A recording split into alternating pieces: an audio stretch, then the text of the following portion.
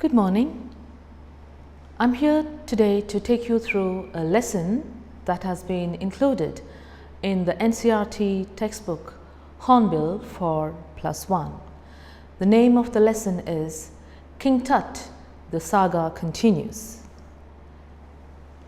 King Tut is the iconic face of Egyptian history. He was the young boy king who lived life as mysteriously as he died. His face, his image has been emblazoned on the covers of several magazines. He has been the object of discussion of several talk shows and interviews. What do we know about King Tut, and how did we get to know what we do know about him?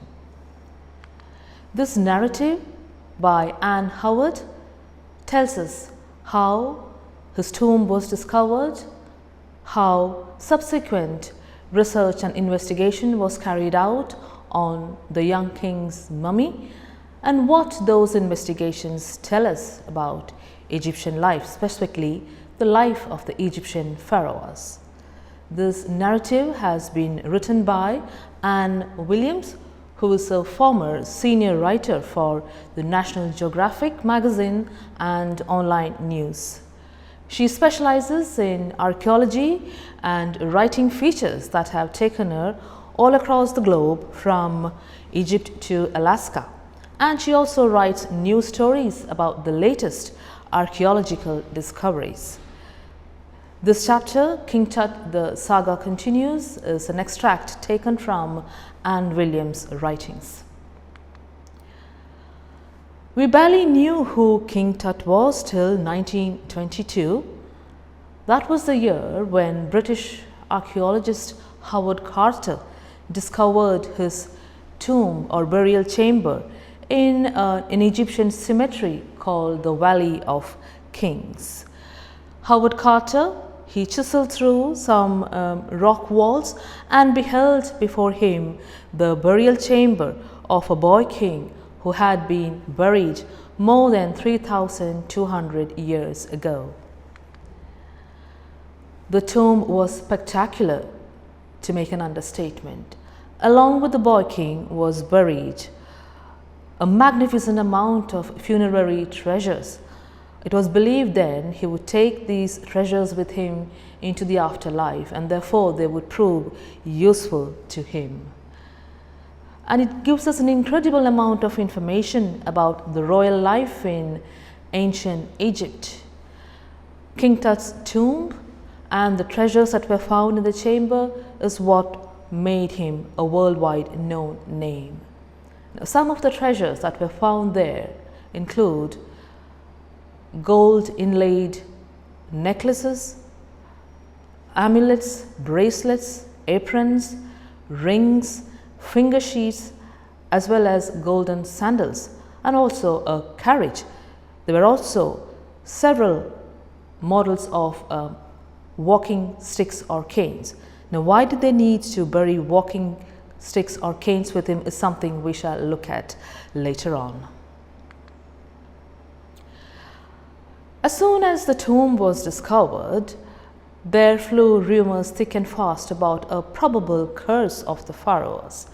There were writings or ancient Egyptian hieroglyphics on the walls of the burial chamber, and some journalists interpreted that as to mean that there was a curse that would affect anyone who dared to interrupt the king's sleep in death. It was known as the Pharaoh's curse. But was it really a curse? Was it mere conjecture? If you look back, many people who were in Carter's team did die, but they didn't die any sooner or in more mysterious circumstances than those people who did not enter the tomb. So much for the curse of the pharaoh, though it does linger in some corners of the world and people still talk about the curse affecting you.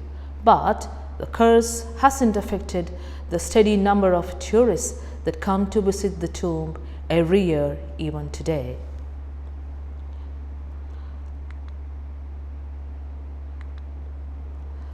Many deaths have gone on, many deaths have happened since the tomb was discovered, but as I said, there is no evidence to show that the deaths were caused by the curse of the pharaohs. Now, what is a pharaoh, or who is a pharaoh? The word is actually Greek in origin.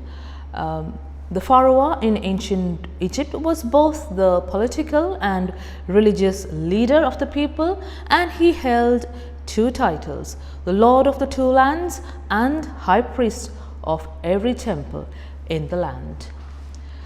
In Egyptian, the word goes Pharaoh or Pharaoh, which was the designation that indicated or that referred to the royal residence of the king or the pharaoh. He was so unimaginably mighty and magnificent that no one would dare to refer to him directly. So he was only referred to indirectly by referring to the residence that he occupied. So pharaoh or Pharaoh refers to the great house. Now let's have a little look at some history. King Tut, was part of the 18th dynasty that had ruled Egypt for several decades. Now, King Tut's grandfather was Amenhotep III. He was the person who ruled the dynasty at its peak, at its golden period. He was followed by King Tut's father, Amenhotep IV. Now, Amenhotep IV is described in the text as a slightly wacky or crazy king. Now, what did he do to deserve that epithet? For one, he destroyed the age-old religion of the Egyptians, the religion that had been in place for several decades. They worshipped the sun god Amun, but when Amenhotep IV came to the throne, he destroyed all the temples of Amun and he forbid the practice of that religion. Instead, he said, "We shall from now on worship Akhenaten, or the sun disk or the sun god." He renamed himself Akhenaten, which means one who is the living image of Akhenaten, the sun god. He also moved his capital from the ancient city of Thebes to Amarna, and he renamed that city Akhetaten in favor of the sun god Akhenaten. An interesting piece of history is that King Tut's father, Amenhotep IV, had married his half-sister. So the younger lady, or the mother of King Tut, was actually his father's half-sister. There are plenty of instances of such inbreeding in the royal family. After Akhenaten's period, there appeared on the throne a mysterious ruler called Smenkhare. Now, we're not entirely sure if Smenkhare was the actual name of the king or whether it was just a titular designation. There may have been more than one Smenkhare who appeared in the interim between the rule of Amenhotep IV and King Tut himself. The reason was that King Tut was quite small at the time that his father died. He was too young, in fact, to ascend the throne. So Smenkhare, in singular or plural, there may have been more than one person, had wielded the reins of power just till King Tut was old enough to take over. This is a picture of Akhetaten. And this is a picture of King Tut, the boy king. Now, he was born Tutankhaten because his father, Akhenaten, named his son too in honor of the sun god Akhenaten, so he called his son Tutankhaten. But when he ascended the throne, he changed his name back to Tutankhamun, one who worships the old god, the sun god Amun. King Tut, as is now known, was the last in the line of the 18th dynasty, which is one reason that his death caused such a sensation. With his death came the end of the fabled, the grand, the powerful, the much feared 18th dynasty of the Pharaohs. Now, so much for the history. While we go ahead and look at how the world discovered King Tut, we must remember that what we know now today as the iconic face of King Tut is actually the outermost coffin that was found in the burial chamber.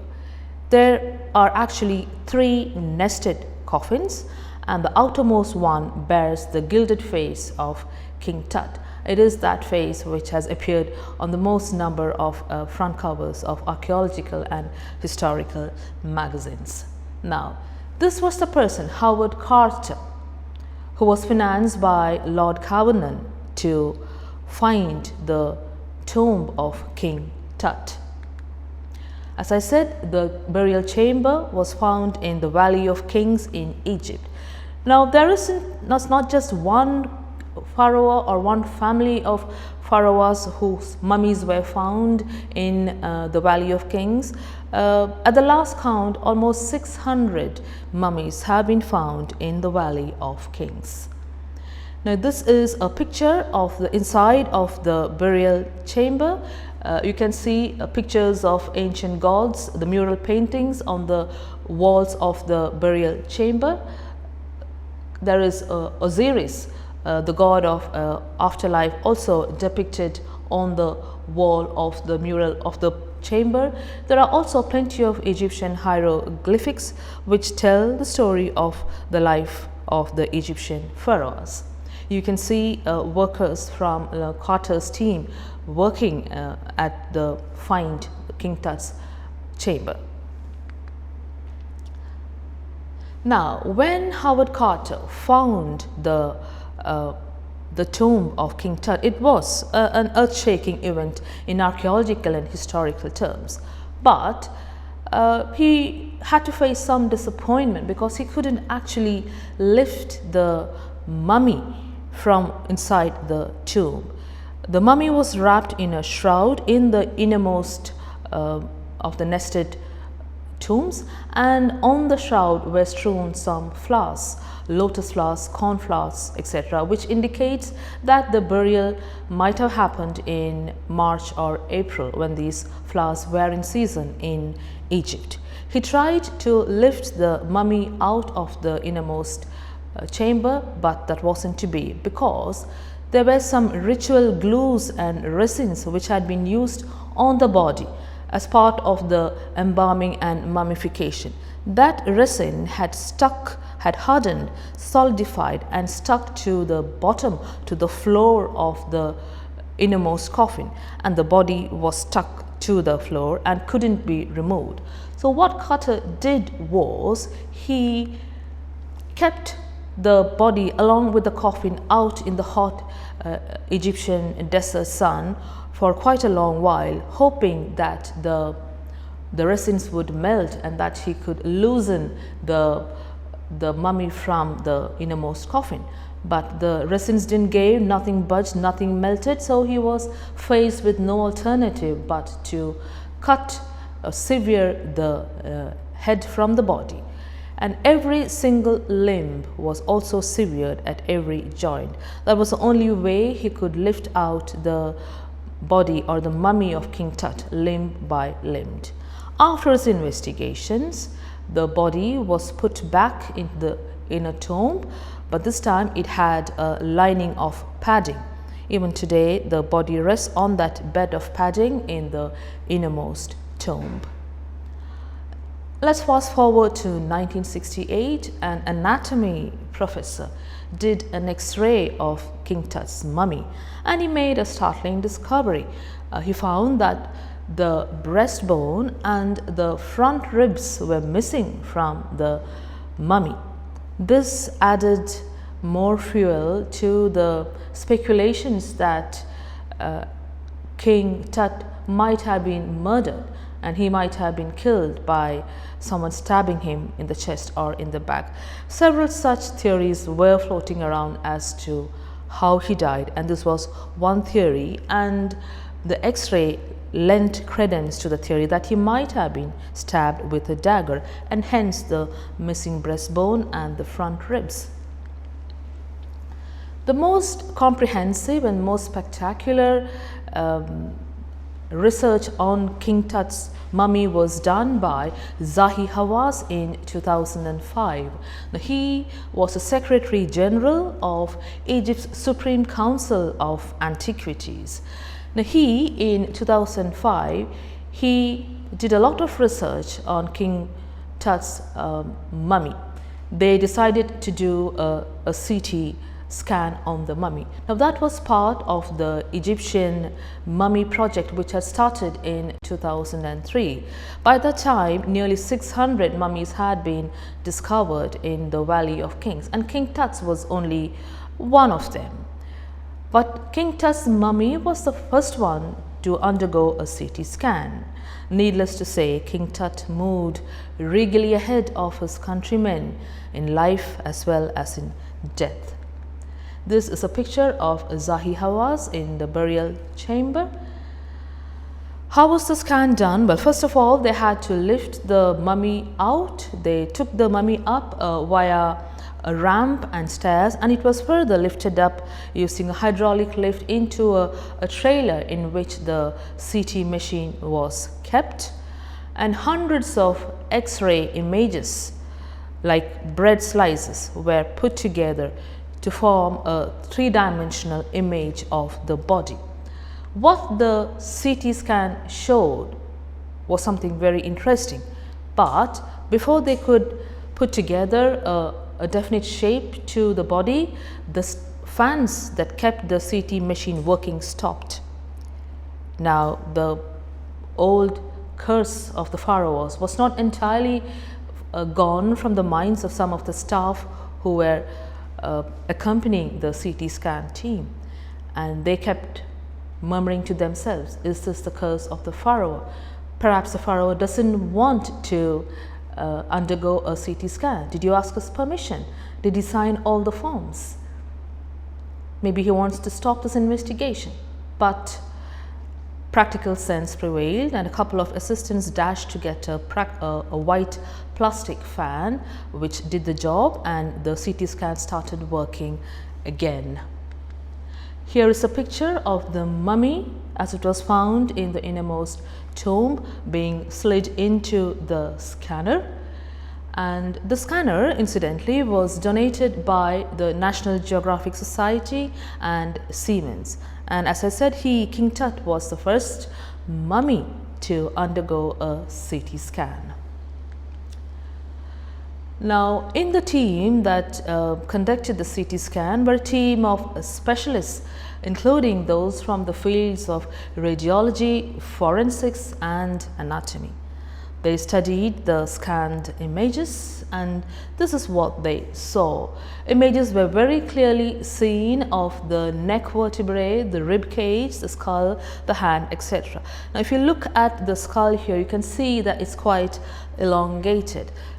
So here is a 3D reconstruction of the skull of King Tut, and you can see the elongated skull. It runs in the family, and it may be, it's only a matter of conjecture, that it might be because of the inbreeding that was quite rampant in the Pharaohs family, had been rampant for ages. After the scan was completed, the mummy was taken down the hydraulic lift, down the stairs, down the ramp, back into the burial chamber, and he was put back into the inner coffin where he had been lying at rest for over 3,000 years. And who stands guard over him? They have the picture of Osiris in the burial chamber. His picture has been painted on as a mural on the walls of the burial chamber. And in the desert sky outside, you can see a constellation of stars known as Orion. Now, Orion is known as the soul of Osiris, the Egyptian god of afterlife. Perhaps that god is standing guard over the young Egyptian king, the young pharaoh, King Tut, who lies eternally at peace in the rock burial chamber in the deserts of Egypt. Here is another picture, another depiction of the Egyptian god of afterlife, Osiris. Now, as I said, the kind of funerary treasures that were found in King Tut's tomb was absolutely stupendous. The world has never seen anything like it. They couldn't imagine that such wealth would accompany a dead person, a dead king, into the afterlife. Those treasures, those artifacts like gold sandals, a carriage, canes, gold jewelry, necklaces, bracelets, amulets, rings, finger sheets and gold aprons that covered this chest, playing cards, things that he would need for his daily life in the afterlife, such as linen and razors and playing cards. These were put on display and they were part of a moving exhibition that toured the world in several blockbuster museum shows, including the worldwide Treasures of Tutankhamun exhibitions that were held for a short period between 1972 and 79. The public couldn't get enough of King Tut and his funerary treasures. 8 million visitors in 7 US cities viewed the exhibition of the golden burial mask and the aforementioned other precious items found in the tomb. Today, Tutankhamun's mummy remains on display within the tomb in the Valley of Kings in the KV 62 chamber. That chamber has been numbered KV 62. It doesn't rest as it used to. It's now held in a temperature controlled or a climate controlled glass box so that no further damage is done to the precious mummy. Visitors come pouring in from every nook and corner of the world, and the museum authorities are doing their maximum to make sure that this precious find doesn't suffer any further damage. The golden mask, the iconic golden mask, is on display at the Egyptian Museum in Cairo, but the Tutankhamun collection will eventually move to the Grand Egyptian Museum, or GEM, which is slated to open next year in 2021. In 2020, as we speak today, the museum is almost ready and the final steps are being taken to put up the display of King Tutankhamun's golden mask at the GEM Museum.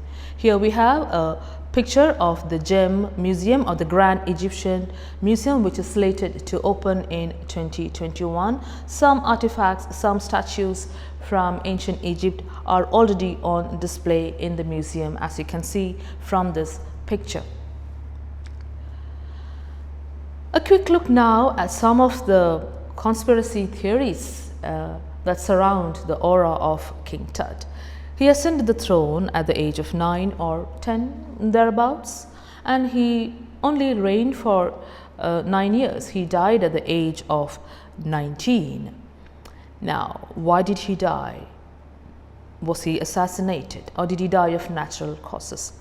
Theories abound.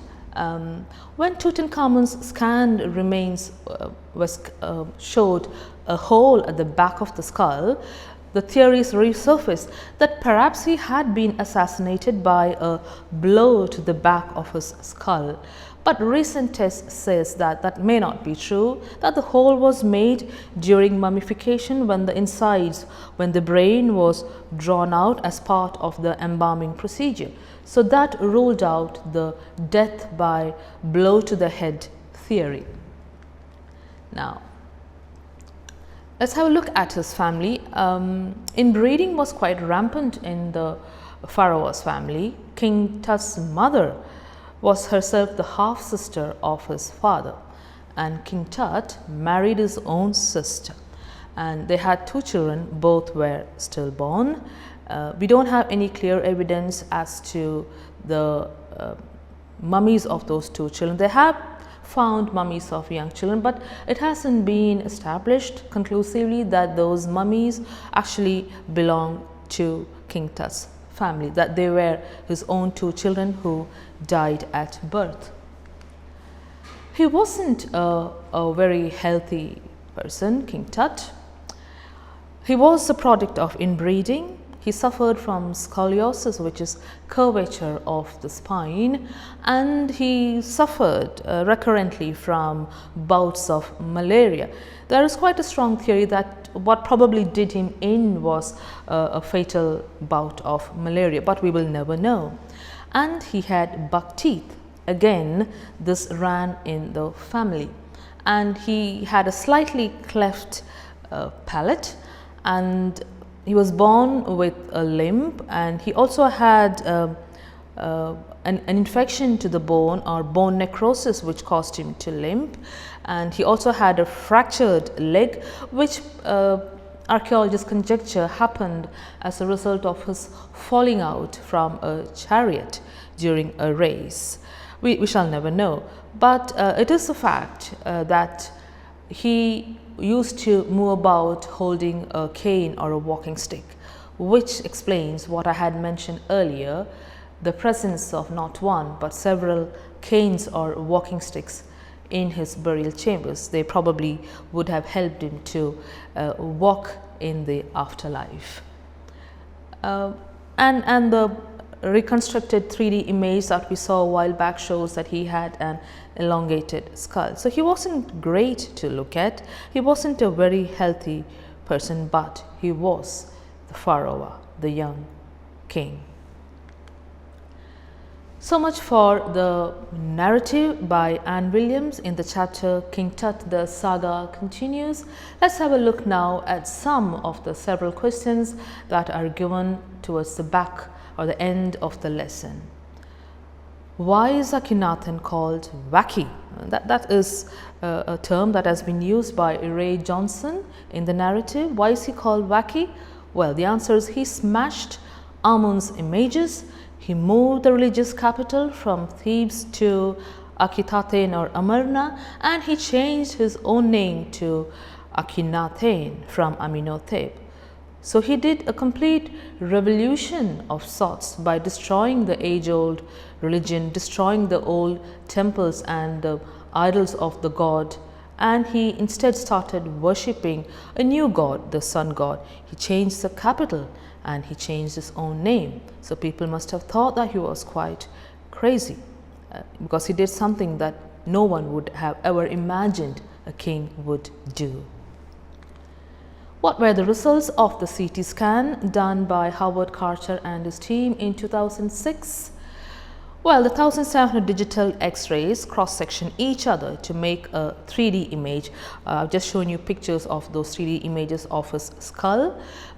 Tut's vertebrae, hand, rib cage and skull were seen. King Tut moved regally ahead of his people in death as in life explained. Now this is a quotation question and the answer is given in two parts. Tut's mummy was the first one to be x-rayed and scanned. No other Egyptian king had had the honor to be so scientifically examined. Even while alive, he set a precedent by being crowned king at a very young age. He was only 9 or 10 when he came to the throne, and he enjoyed all the prestige and wealth that came with being king. He was a regal figure. There are some exercises in the textbook working with words. Explain why combinations of words have been used together. There are certain pairs of words that have been used in the narrative. When you read the text, you will come across them, and we need to give an explanation as to the meaning of those sets of words. The first one, ghostly dust devils. It refers to the anger of the dusty winds by frightful movements on those people who try to disturb the king resting in his chamber. Desert sky. This is the Egyptian desert sky in the Valley of Kings. It refers to the dusky sky of the desert, the dark sky of the desert. Stunning artifacts. It refers to the beautiful items which were found in the tomb, such as gold jewelry, gold sandals, a cart, a walking stick, several walking sticks, etc. These were stunning, to use an understatement. Funerary treasures, again the gold items which were kept while burying the king, because Egyptians believed that there is an afterlife and that the king would need to take these along with him when he was buried, so that he could use them in his next life as a king. So everything that was buried during the funeral were called funerary treasures. Dark-bellied clouds, dark clouds, quite fat clouds, quite big clouds. These are dark clouds that contain rain, and because of the water vapor they appear quite dark in appearance.